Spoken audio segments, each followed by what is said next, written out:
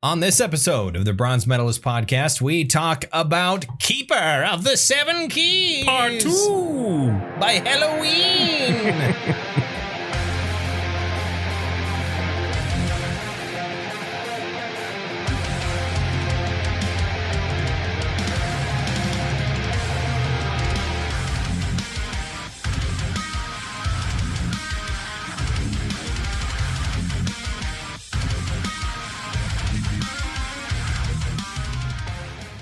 Hi, everyone. Welcome to another episode of the Bronze Medalist podcast. I'm Caleb. I'm OJ. We're two professional broadcasters. I say professionals in quote.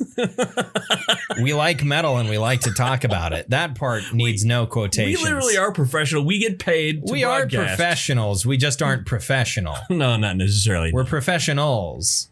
We are not professional. You know, on the marker board in the Zoo studio today, I mean, he was talking about the big live show they have Saturday night. Mm-hmm. And normally they leave the bottom space for the headliner, but he just has head, colon, and of course they just wrote your mom in big letters on there. Yeah. Oh, that's what we do for a living. Yeah, basically. I keep the marker board in my studio professional. If I bother to write on it at all. At all, right? Well, you don't always get the information in a timely fashion. Yeah, that's true. How you doing? I'm doing very well. I mean, we just did this 3 days ago. Yeah, it's been a short turnover here. Mm-hmm. So, yeah, it's like nothing new has really happened. I voted. Yeah. Uh-huh. I did a democracy. You did a democracy. I got the sticker on my laptop now. It does. It says Perception Kayaks. Yeah, they gave me a Perception kayak sticker, and I was like, do you guys have like a wilderness systems one or something? I want to see them a little bit more upscale. Yeah. I'm cheap. Okay, do you whatever. guys have a dagger one or something? Okay. Now everybody knows I have a Perception kayak. I love my kayak. There's Yes. nothing wrong with it. And you can too. For the low price. I love my kayak, and you can too. Yeah. God, I said this to you earlier today. I What? really fucking want to go kayaking, and I can't because it's 30 goddamn degrees out. I feel like you could adapt. I feel like if you really wanted to go kayaking, the lake is not frozen. You could go out there, put your scarf on. The problem is not physically going out on the water. The problem is what happens if I go in the water. And Make the it exciting. answer is probably Die. Yeah. So I don't want to do that. Like a month ago, if the wind had cooperated when it was still 50 degrees out, Right. I was more comfortable with doing that. The lake hadn't cooled down quite as much. I was more comfortable with that, but the wind was never cooperative. It's going to be in the 60s next week. Is it? Yeah, it is. We're going to get back to the 60s. So you may have one trip. Maybe, The wind is going to be blowing 40 miles an hour. That's the way it works. That's the trade-off here in North Dakota. That's the way it works. Oh, it's warm out? Wow, you can't have a nice day. You got to have a 700-mile-an-hour wind. Yep, that's how it's going to be. Yeah. Even if I feel like the water has cooled down so much that I'd be hesitant, even with bringing with towels and a change of clothes and putting them in a big Ziploc bag and having everything sealed. You need to get you a wetsuit, like something sealed. I've thought about it. I just don't. I don't know where to get because I don't know quite my size necessarily anymore for what to get. Because it's one of those things where you don't want it to be loose. Right. And you don't want it to be too tight either. Yeah. You need it to be the right size. So I don't know where to go to buy wetsuits or that sort of thing. So I don't know. And also, I think decent ones are fucking expensive. So I don't know where to go, especially considering that I'm only going to use it in the months of October in the fall and probably April, early and May spring. in the spring. And other than that, it's just going to be warm enough where I'm comfortable wearing regular clothes. Now, when you kayak, do you wear swim trunks or in the summer? Yeah. In the summer? Okay. I mean, I've not been able to go since the weather has turned so that I was not comfortable wearing swim trunks. I have hip waders that I've never used because any time where it was both brisk out, anytime where it was like 50 degrees, the wind was blowing an insane amount and keeping me off the water. So I've not used them yet. But that's what I have to wear, sweatpants or whatever underneath the hip waders, and then a sweatshirt. And I should get like a rain jacket or something just to cover up plastic clothes, because maybe it's just my form being awful, or it's the type of paddle I have or what, but I tend to throw a lot of water up over the top of my head. Really? So I end up getting drips over my head. You don't like that? I don't care for that, because eventually, you do it enough, your shoulders get a little wet, and your back gets a little wet from. And it's not that fun wet. It's that uncomfortable. Yeah. Damp wet. Well, when you're wearing 2 layers of clothes, that's the only kind it's going to be. Why are you wearing 2 layers of clothes? A shirt, a sweatshirt. A shirt and a sweatshirt? If it were to be cold out, then yeah, I'd be naked. You'd be naked. I'd be out there 50 degrees. 50 degrees. Naked on your kayak. Sure, why not? You don't have to worry about anything wrong with your cock and balls because they've shriveled up into your body cavity. Yeah. That point. Really, that nice texture. Really, sure. On your ass. Yeah, the nice texture of the seat in the kayak, and being able to rotate and move your whole body. That's going to your ass is going to be in great condition by the end of the day. It's really going to chap your ass. Yeah, that's going to be a lot of fun. But no, I started this by saying I went to vote. And it was easy. Yes. If you're not in a major population center, it'll probably only take you about 10 minutes once you get into the building. If you live in Minot, North Dakota, it'll probably take you 20 minutes to find parking, because downtown Minot is a fucking nightmare. You just have to know how to do it. I've been driving around the city for a long time. I've only lived here for 5 years at this point. And also, I am not the type of person who likes to go downtown pretty much ever unless I'm going to the record store. Sure. So I love downtown. I'd say it's beautiful. We have a very nice downtown area, especially when they did all of the fuckloads of renovations and whatnot, and the new sidewalks and everything. It's a gorgeous downtown.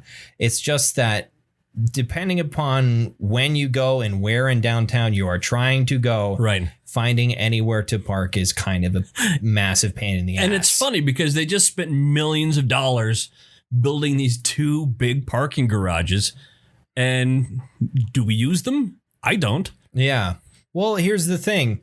People from Minot, North Dakota don't want to pay for their parking. Right. Like I imagine there are certainly times where those parking garages have been filled, but I think 90% of the time, anything that's going on downtown, that space where the multi-level parking garage is could just as well have been a flat open space. Sure. That does not require a pay toll. Right. It does not require a toll booth to get in or out. Could have just been a lot. It could have just been a flat single level parking lot. And it would have been just fine. So I think that's part of why people don't use them as much, is because people are like, I'm going to be downtown for 20 minutes. Right. I'm not paying for a fucking ticket to go park in the parking garage. I'm going to go pay too much for a blender at this goddamn shop. Yeah. I'm not paying extra because I'm a good citizen and I'm buying local. Right. From the mom and pop store. You ever go in there? Into that store? The Gourmet Chef? Yeah, I've not. I don't buy kitchen supply. I feel like you have a vague idea of what I eat on a daily basis. Yeah, it's basically the same thing every day. It's nothing that requires culinary tools. Much culinary tools whatsoever. So you could expand your horizons in this way, though. I mean, I could maybe start making, I don't know, juice drinks. No. Different ways to make beef. Maybe.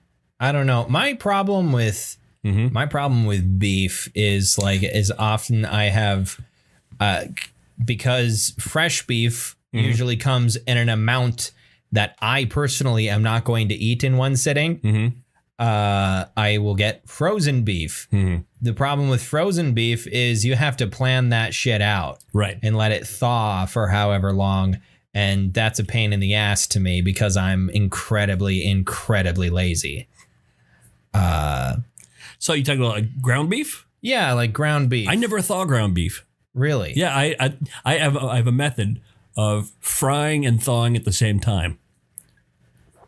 But how do you make that into a burg? Oh, You just if you're gonna make a patty, yeah, if you're making a burger or something like that. well, yeah, but then ahead of time before you put the beef in the freezer, you make it into a patty, then you freeze it. Okay, I never thought about You that. pre-patty the beef if you're gonna make burgers. I never thought about that. This has been Kale's Beef with Beef. Yeah. I mean, I don't have a problem with beef other than here's my problem with beef. It's that calves are really fucking cute. I saw a video the other day on Reddit where it was a little calf and it was the cutest fucking thing I've ever seen. And I was like, but I eat those. I mean, I don't eat veal, but it's eventually I'm going to eat that. And it just made me feel bad because it's like, why do you have to be so fucking cute? Stop. Why can't it be like Warhammer where their primary cattle in Warhammer is called a grox and it's a gigantic it is a gigantic like reptile that they can genetically modify to like live in different environments and they can eat literally anything and survive. And they're so hyper violent and aggressive and territorial that killing them groks are used as livestock are lobotomized to keep them from killing their the ranchers who keep them. You would think they could breed it out of them. Probably, but it's Warhammer, so everything has to suck. But it's like they're huge, disgusting, ugly beasts that also are the perfect livestock because you can feed them anything. Right. But it's like nobody feels bad about eating groks. Look at that thing. It's horrifyingly ugly and it'll kill you for just looking at it. So yeah, we'll eat it. Sure. It's not cute and cuddly and fuzzy. How do you feel about eating alligator? You're fine with eating alligator? I would be if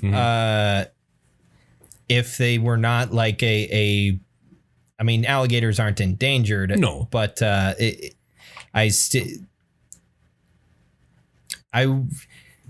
I love alligator. It's delicious. I've also it's been a long tender. time since I've had alligator, but I remember enjoying it. But generally speaking, I mean, alligator if people started alligator farms where alligators were used as livestock, then maybe. I just don't think that is a sustainable sort of practice. I feel like that having an alligator farm. I feel like that's a thing, though. I feel like there are yeah, but it's like a niche sort of thing. It's like an emu farm. I mean, if farming alligators also delicious or ranching alligators, I guess. On the scale at which people ranch cows, I feel like would be very unsustainable given the fact that alligators are voracious carnivores. Right. And unlike many domesticated carnivores, they cannot really subsist off of large amounts of starch. Like dogs are carnivores, but we can feed them a shitload of starches and whatnot. Right. They have the digestive capability. Well, like cats are even more carnivorous than dogs. Yeah. And we give them that awful tiny kibble. Yeah. Similar stuff. You ever eaten that? It's terrible. No, I have not eaten cat food. Just saying. Should I try it? Yeah, you can skip. It's fine. By the way, the kibbles, not as good as the bits. I like the bits better than the kibbles. Why? Why have you eaten cat food? I'm an adventurer, Kale. So what are you, like a paladin? Are you like a cleric or you're a rogue? What class would if you were rogue is pretty close, you'd be a rogue? You wouldn't be a bard? Nah, I might be a bard. Well, maybe. I like to sing and tell stories. Yeah, you're seemingly a charismatic sort of fella. You like to tell stories. Yeah, maybe you're a bard. Good at talking. Sure. You have musical ability. So yeah, you're a bard. Sure. For me, I'm a fucking NPC. You're I don't think we were in some chat, people are like, "Oh, what class would you be in real life?" And it was like, I don't think I could be any class. I'd be like a really shitty. I guess, given that I know something about like firearms and have gone hunting, maybe I could be like a ranger, but a really, really shitty ranger. A Ford Ranger. I'm a commoner. I'm a commoner with a bow. Yeah, sure. I have no class levels. I have 10 HP. My armor class is 9. And the DM does all your rolling. Yes. I have no agency of my own. But yeah, I get mad sometimes. Sure. So maybe I'm a really, really weak barbarian. Basically, any class that I could be, it's one where you rolled fucking terrible for the stats. That's me. Single digit stats over there. Every roll was 4 ones on the D6s that you rolled. There's a chance you could go berserk, but really it's more of a miffed than berserk. Yeah. I mean, normal barbarians have the rage feature. I have the impotent rage feature. But yeah, what else did I've continued playing Fallout New Vegas. Oh, sure. Last night. Hi, Zima. Please don't do that. You've finished this game several times. Oh, already. yeah. I think I've only finished it once, actually. Really? I've started and played most of it many times, but I've only played. There was one playthrough I did where it took me about 4 straight months of playing it like 4 hours every single day, where I did pretty much every single quest that I could find. There are ones that I missed because it's an Obsidian game and there's an absurd amount of quests, and a lot of them are very good. But I was playing it last night, and for the first time I've installed third-party mods, because despite the fact that this game has been out for a decade and there were 4 major DLCs that came out for it, there are still an incredible amount of game-breaking bugs in the game. Really? And it is really, really frustrating at times because I love this game so much. But then on trying to load it up, it will give me a glitch where the loading screen lasts for the rest of linear time. And that happened to me twice last night when I was just like, we're just relaxing. We're going to have a good time playing your favorite video game. Motherfucker! Because I had to shut my computer down because I couldn't get Task Manager to open because it was behind the loading. It was behind the loading screen. It would not open on the monitor that didn't have the game on it. You have 2 big monitors. And it would only open on the same monitor the game was playing. Right behind the game. So I couldn't figure out a way to get to Task Manager to end the task. So I found on the website Nexus Mods, which is the biggest and probably most reputable website to download mods for pretty much any video game ever made. That's on PC anyway. Right. I downloaded a mod manager, and then I downloaded what's called Yup, which it's the person who made it. It's their name, which I don't remember. But then Ultimate Patch, which is this guy scoured Nexus mods for every single patch fix that's been made in the last decade that this game has been out for New Vegas and compiled them into one gigantic mod fix. And the best part is I say gigantic mod fix or gigantic bug fix because it fixes, like every bug. But it's only 36 megabytes. Really? Yeah. All of the shit that was needed to fix this incredibly broken game boiled down to 36 megabytes of data. That's the size of one album. Yeah. So it was I think I installed everything correctly. I don't know jack shit about modding games. Because I got it into the mod manager and I put it where it's supposed to be in the load order. I put it at the very top of the load order like it told me to. And I loaded the game, and the game loaded just fine. So I presume it's in there and doing its job. I just assume that. Because you don't really know. Because I don't have any fucking clue what I'm doing with this shit. I really like it when games have a Steam Workshop page. Sure. Because that is as simple as hitting a check mark and saying, I want this one. On your Steam application. And it automatically downloads and places itself in the game, depending upon what it is. Like RimWorld, for example. RimWorld is basically built to be modded. And so the first screen is, what is your load order for these mods? And you can tell it to auto sort, or you can do it manually. And it will tell you if there is any complications. I really like that when games have like built-in mod support. That is nice. Bethesda games nowadays theoretically have built-in mod support, but you have to pay for the mods that are in their built-in system. Sure. That is available for Fallout 4. I think it's available for modern versions of Skyrim, maybe. Modern versions of Skyrim? Like if you have Skyrim, do you have Skyrim on your PS4? I have it on my PS4 and I have it on my laptop. I have it on both. Maybe not then, or maybe it's just maybe PC versions of Skyrim. I don't know. It's their Creation Club shit or whatever. I mean, is Skyrim available on several different platforms? I think so. You know, I think Bethesda has made an effort to make it available on a few different platforms. I think so. I have a smart toaster. Can I play Skyrim on it? Probably. All right. Do you have a smart toilet? A smart toilet. A smart toilet. Get yourself one of them smart toilets. Hi, I'm Smart Turlets. Imagine you're sitting down in your smart toilet and it's got Skyrim and you sit down and it goes, you shouldn't have come here. This is about to be a bad experience. Oh no. What's it going to do to you? I don't know. Your bandit toilet. Does it scream at you that Skyrim belongs to the Nords? I used to be an adventurer like you. And then I took an arrow to the knee. Yeah. Something like that. Skyrim references, everybody. Sky toilet rim. We've played video games. Oh, I told you I restarted God of War, right? And I'm going to do the thing that I've never done before. Which is? Beat all of Valkyrie. That's the idea.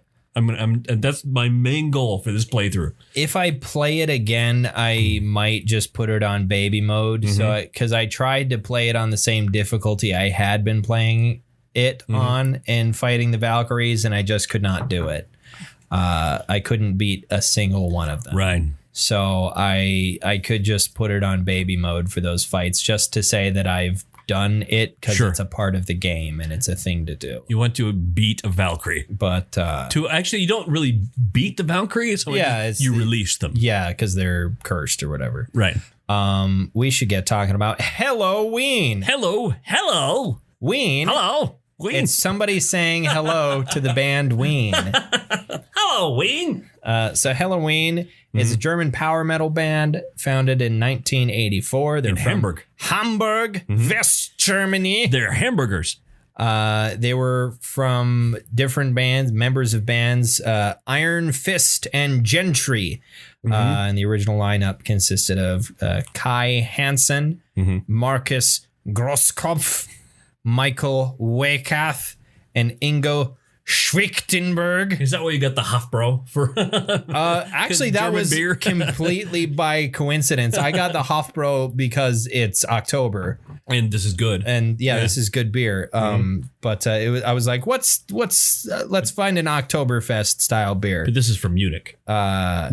These beers aren't hamburgers. That's true. Yeah. Or I don't know why it is Munich in other countries and why it is München in German. I don't know why other countries don't just call it by its actual name. I don't know. I don't know how that came to be. There's a lot of shit like that. I was thinking about that earlier. Japan. They don't call Japan in Japan. What do they call Japan? Nippon. Oh, yeah. Yeah, I don't know. I don't know where the term Japan comes from. I wonder if it's like sort of clipped from the French for like rocks, because it's like a series of rocks. What is the French for a series of rocks? Japonais. Really? Yeah. You're not making a joke. You're not doing like a joke where that's a French accent sort of thing. I'm not missing anything. Nope. Okay. I believe you. You've got it's Japanese, hard. yeah. It's hard to. Okay, I find it hard to believe you just because you're you and you have the same face no matter what. Yeah. Where you always look like you could be pulling my leg. I noticed this because we have a board game that we didn't know we had. It was hidden in the back of a closet and it's sitting out for giveaway. It was a board game that was purchased in my wife's homeland of Canada. And it's a game called Skipping Stones. And it says like the word stones underneath the word stones in French. And I'm going, it's Canadian. Oh, I wonder if that's how Japan got its name. And I wasn't high at the time. Okay, I have to look this up now. I might be wrong. I hope there's got to be an etymology section for the name or some etymology. Here we go. The Japanese, the name for Japan in Japanese is written using kanji pronounced Nihon before it was adopted in the early 8th century. The country was known in China as Wa, and in Japan by the etonym Yamato. The name Japan is based on the Chinese pronunciation. Gotcha. And it was introduced to European languages through early trade. So people started trading with the Chinese and they were like, what's that country over there? And they're like, that's Japan. Don't fuck with them. And everyone They'll murder you. Everyone was like, all right, cool. We're going to call it that forever, even though that's not what they call it that. You guys are Indians, right? You're Indians. For like the next 500 years. Yep. So we were talking about Halloween. So yeah, Halloween became a thing in 1984. They had 2 albums that came out. One was in what? Oh, I skipped ahead, I think, in their discography here. Let's go down to the actual discography of Halloween. Where's it at? Where's the discography? Here we go. So Walls of Jericho. Yep. In 1985, and then in 1987, Keeper of the Seven Keys, Part 1. And then or Uno, as they say in Germany. Yep. It's German. And then Keeper of the Seven Keys Part 2 in 1988. It was the 3rd CD I ever owned. Yes. You had mentioned, was this their first album with a new singer? Yeah, I believe they got their new. I might have been reading that wrong as well. Let's see, who's the lead vocals? It seems a little. Was this Michael Kiske? I think so. Yeah. Or Kiska or something like that. The timeline here on Wikipedia is a little odd to look at. He's back in the band now, apparently. Really? Alongside Andy Darris. They're both listed as current members of the band here. Let's see here. Yeah, Michael Kiske, lead vocals, 1986, 1993, 2016, present. Andy Darris, 1994, present. I don't know if they're both on stage at the same time or do they trade tours where one of them's like, I'm tired, I don't want to do this tour. Well, I saw a video, and maybe I was wrong with this as well. I don't know. My brain doesn't work really well lately, but I saw a video of theirs in a few years ago where they were really trying to heavy it up, where they had like some harsh vocals. And really? I was like, this is Halloween? This doesn't sound like Halloween. I mean, it was good, but it was... It was like, how does this guy sing their old stuff? I mean... Yeah. The best way I can describe... Okay, so it was Keeper of the Seven Keys Part 1, I think, was the first one with Michael Kiske. Who was 18 at the time. Right. That I knew. Which, oh boy, I mean, that would make him 19 on this album. Right. He does not sound like a 19-year-old. No. Oh my God. I mean, he's got the pristine vocal cords that have not seen, 20 years of use and abuse, but...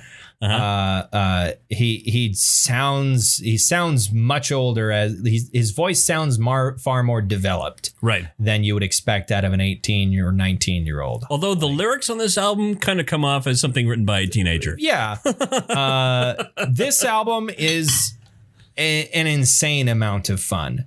It is. This is an incredible amount of fun. The best way I can describe this album is if you've ever seen an 80s era like Satanic Panic, a heavy metal horror movie where there is the heavy metal band that sold their souls to the devil. Sure. This is the music they always play. Sure. Just something like this. It's something that sounds exactly like this. This is the character that the band always has, where it's a heavy metal band as written by people who don't know the first fucking thing about heavy metal.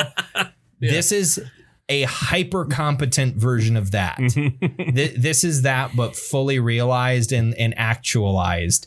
And so it's like really good songwriting and everything's really fucking catchy and really well produced. And everything sounds really good, but everything is also very tongue in cheek and very playful and kind of humorous. Well, there's some stuff that's not. I mean, there is a few things that are I Want Out or taken a bit more seriously. The first half of the album is silly, is very silly. Yeah. The second half tends to get quite a bit more serious.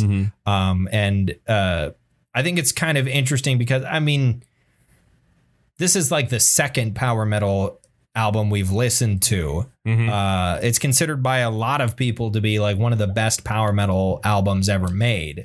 And I think this is also, to me, Halloween, I enjoy them because they don't seem to be taking themselves all that seriously.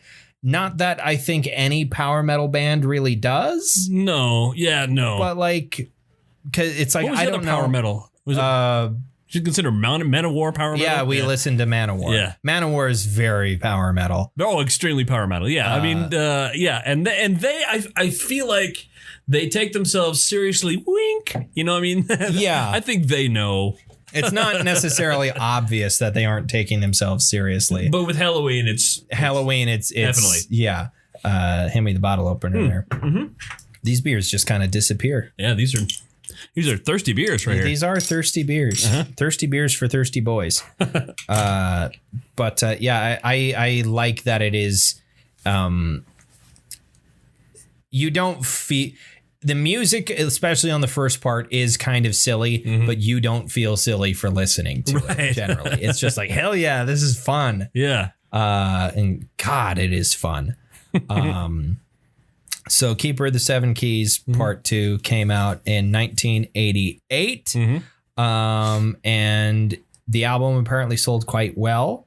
I guess we could get to first, before we get to criteria, I like to ask this on your weeks when you bring something from your era. Back in my day. Back in your day. What was your introduction to Halloween? My introduction to Halloween, some friends of mine said it was really good. And so and this was, I can't remember if it was this one. I think also I did the same thing. I got it for Christmas in 1988. It was a new album, but I think what I did was, if you're listening, Mom, I'm confessing this 32 years later. I think before Mom was able to wrap it, I took the disc out. You little shit. Yeah. And I just let her wrap it and put it under the tree. And I had the whole thing memorized by the time Christmas came around. God. I listened to it a lot. I'm like, this is great. Hey, got you this album. Oh, thanks. That's really nice. Thank you. And it's like, all right, I'm going to go listen to it. And she has her ear up to your door and you're singing along to it perfectly. He knows all the words. In fact, I've heard this album a lot. Wow. Blasting out of his room. He's really picked up on all these lyrics super quick. That's crazy. So were you here at that point? I was in the Philippines. You were still in the Philippines. I was in the Philippines from 1986 to 1989. Okay. So this is, about the time of my real introduction. I mean, late 1987, mid to late 1987 was really sort of that time for the enlightenment of me. The enlightenment of OJ. Yes. And so this is, that's still in that same era where, oh shit, this is a thing. Oh shit. Yes. This is great. This is wonderful. This is crazy. Yeah. That's awesome. So I'm looking at the release date here and it disappoints me. immeasurably. Why? That it didn't come out, that all Halloween albums have not come out on Halloween. That you cannot imagine my disappointment that has not been a thing, that every one of their albums has not come out on October 31st. Come on, guys. What are you even doing? The fuck are you even trying to do right now? Yeah. This is this is such a fucking fun album. Do you think this slaps? Yeah, it slaps.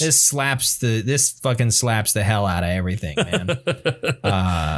And the vocals on this. The vocals are great. So crazy great. I mean, you were comparing it to Queen. A little bit. Well, I was comparing the song, right? There's one of the songs on here that is, I think it was like, was it You'll Always Walk Alone? Yeah. That is kind of basically it's structured more like a traditional rock song, just played really fast. Yeah. That the songwriting kind of reminds me of Queen in a couple of places. I wasn't necessarily comparing his singing to Freddie Mercury because no one. I wouldn't Freddie say Mercury. he's right. He doesn't have the full range that Freddie would have. Right. He certainly can nail the shit out of the high end of things. Right. Or at least he could when he was 19. Yeah. There's a couple parts where it's like, this is almost like King Diamond level. There was a couple of notes that was very impressed by. But yeah, hell of a singer for 19 years old or however old he would have been. I had another thought here. I don't recall precisely what the thought was. But this fucking slaps a lot. Yeah. And I like it. I like it. I was looking around for the score. Like I said, this has kind of become known as one of the best power metal albums of all time. Loudwire, because everyone knows how credible Loudwire is. Exactly. How many Slipknots did they give this? How many? What did Corey Taylor think of it? It was listed. Name the album at first. Oh, someone whose first language is not English wrote this Wikipedia page. Apparently number 1 in their top 25 power metal albums of all time. Wow. The album also ranked the 10 essential power metal albums. That was from Metal Hammer. And as far as the scores that were listed, they averaged out to 86.5%, which is pretty damn high. Yeah. Generally speaking. This is lots of fun. What is your favorite song on this record? Well, it's funny because they all speak differently to me. Yes. I mean, sometimes there's a lot of variety here. There is. I mean, I love the aforementioned You Always Walk Alone. I Want Out is a fantastic song on this. Sometimes I want to hear some completely stupid nonsense like Dr. Steen or Rise and Fall. Yeah. Rise and Fall, which is a song about getting a boner or not being able to get a boner. Dr. Steen is, don't really know what that song's about. I don't really remember. I think other than it was silly. So let's do something that's like Frankenstein or something. Yeah. Okay. That's what it was. He makes funny creatures and lets them run into the night. That's what it was. But what is your favorite track? I'm going to go with I Want Out. I think it's my favorite one. It's a good song. Yeah. I put March of Time down. Oh yeah, that's a great song too. I mean, I like March of Time. I think the opening riff is like, it is kind of that opening riff could be the poster child for power metal. Yeah. There's a lot of riffs on this album that could be the poster child for power metal as a genre. Well, even just the opening part.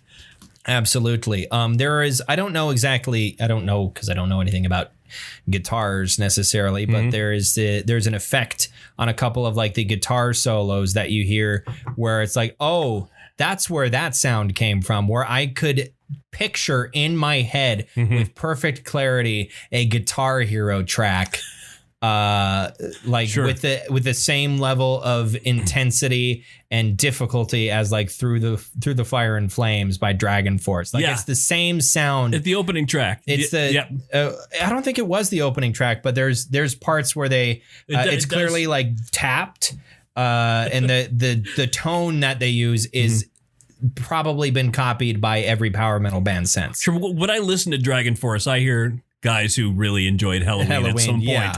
Yeah. There's a lot that immediately sprung to my mind is like, I want to play this on Guitar Hero. This would be fun. Like every once in a while, I remember Guitar Hero, and I have 3 guitars for that. I tell myself that I should buy one of the wireless ones that you can use to play Clone Hero or whatever, which is it's on. I think it's like an open source game that you have to like download from its website. But you can't use a regular Guitar Hero guitar. I think you have if you have a wireless Guitar Hero guitar. I have 3 of them. I don't know if it would hook up if you to want one. I don't know if it would hook up to my PC though. Oh, your PC? Yeah. Yeah, mine. Yeah, those are for PlayStation 2. Yeah. Because the I think it has to be something that was made to. It would actually be a physical modification because there's the wireless receiver. There's probably a USB that you have to. It's not USB. Well, not for mine. For the ones that I would need, right. It's probably a USB dongle you have to plug in or some such. But Clone Hero is. You download it, and then you can download a ton of songs. There's like, I can't remember his name, but there's a YouTuber who basically, or I think he's a streamer, and what he does is just take suggestions for people's Clone Hero tracks and then plays them, and people will like make custom tracks for him to play. A lot of them are like meme tracks. One of them was a guitar or a Clone Hero version of Table. Where it's chop suey, but every lyric is table. Why'd you put the keys up on the table? Why'd you put the keys up on the table? Why'd you put the keys up on the table? Yeah, it's just that. But like I imagine in my head playing these songs and feeling like a fucking god. Like, yeah, that's I think the appeal of power metal. Is imagining yourself playing this and imagining what it would feel like to play this in front of a crowd. You would feel fucking powerful, man. That's the appeal of power metal. That's the appeal of power metal. Good power metal. Yeah. I've heard some shitty power metal. There's like, plenty of bad power metal out there. That falls short of the mark. But God, yeah, I think this album has kind of unlocked something in my brain where it's like, I get it now. I don't know how much more I'm going to seek out, but if power metal happens to me, it'll be like, hell yeah, instead of like, power metal. What's the deal? What's the deal with power metal? I think part of the appeal of this too is it is so well produced. Very well. Every millisecond has great care behind it. Gorgeous. It's a gorgeous production job on this, especially for a bunch of, German teens or 20 somethings in 1988. This is some very professional quality. Musically, everything is highly professional. Some of the lyrics are just, silly. A little silly. Yeah. That's all. But I mean, some of the lyrics are great. Some of the lyrics, Keeper, the title track, by the way, Keeper of the Seven Keys, at 13 minutes 37 seconds. Indeed, is a very long song. I didn't get it didn't outstay its welcome. Though you didn't listen to the whole thing. No, I said it didn't outstay its welcome. Oh, okay. I enjoyed the whole thing. Yeah. That song could be like the whole time that song is playing, and I made a joke about this last week. Is I'm imagining in my head like the 80s D&D cartoon. And this is, the theme song for a whole episode of the D&D cartoon. But that's what comes to mind a lot too with power metal. Maybe it's because I associate power metal with the 80s. Sure. And so I think of like classic D&D. But what medal are you bestowing upon this, like Maz Kanata to Chewbacca? I'll give this a gold. Yeah, this has got to be a gold for me as well. This is very, very fun. At no point listening to this was I going like, I wish I would change that, or I wish they would stop doing that. No, they did it just right. Everything was perfect. Everything was just perfect. Nothing annoyed me. And the sound quality was great. The riffs were epic. Fuck yeah. So I hadn't really thought about what we were going to do next week. You forgot about the beer. Yeah. I forgot that it was my week to get beer as well. So I don't really know what we're going to be doing next week. I haven't figured that out yet. Well, what is next week? Next week is going to be November. Yeah, next week will be November already. So we don't have a theme for November. No shave November? Bearded bands. Metal bands with beards. So all of them. Pretty much. Sure. Yeah, I don't know. I'm not sure what I would want to do next week, but right. I'll figure it out. I'll probably figure it out when we talk after the microphones turn off. Is there anything you haven't talked about before that you've always wanted to talk about? I can't think of anything off the top of my head right now. Really? But I'll figure it out. God damn it, I'll figure it out, okay? God damn it, I'm eating pretzels. God damn. I love it when people say God with a C. God damn it. God damn it. That's just, there's something about that. Sure. I like that. So. That you're being condemned by a fish.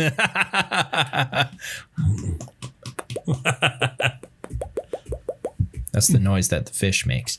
Okay, so until we get to whatever we're doing next week, Sure. You can find. We'll spring it on you. Yeah, we'll spring. It'll be a surprise. Find us on Facebook and on Twitter. You can get notifications or updates or that sort of thing when new episode ends up. Otherwise, new episode ends up when a new episode ends up being uploaded. Or something like that. That was a sentence. It's fine. When you find an episode dead in a ditch. Yep. Otherwise, you can subscribe to our feeds on Libsyn or on iTunes or I guess Apple Podcasts, whatever you have. Or Apple Podcasts. Apple Podcasts. There you go. I would listen to that. Apple Diecasts. Yeah. Get your little pewter miniatures. Of pie. Yep. So until that happens...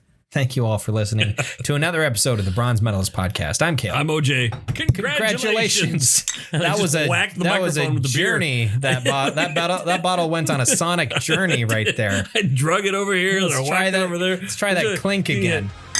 There we go. All right, that's more satisfying.